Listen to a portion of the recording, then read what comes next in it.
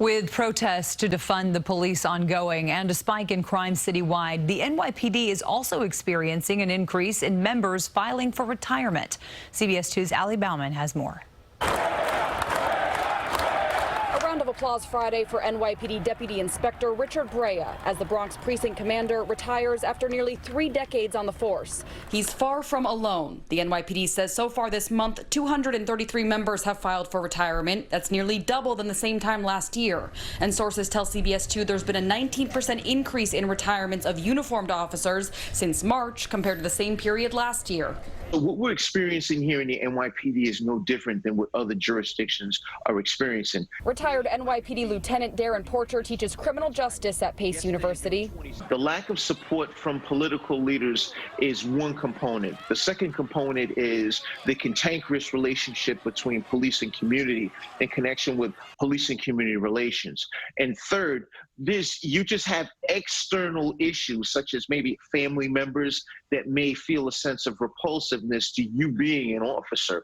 In the wake of George Floyd's death, thousands of protesters have been marching daily in New York City for police reform, and now hundreds are camping out in front of City Hall, demanding Mayor de Blasio cut $1 billion from the NYPD's $6 billion budget. We cannot speak to police keeping people safe when there's a whole world of black and brown people who are constantly expressing that police have not been the ones to make them feel safe.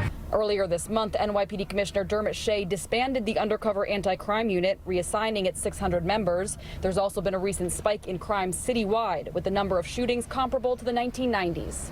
We're absolutely dealing with a criminal justice system that isn't fully functioning right now. The courts aren't fully up and running, obviously, at all. What do you think that NYPD top brass and the mayor should be doing right now?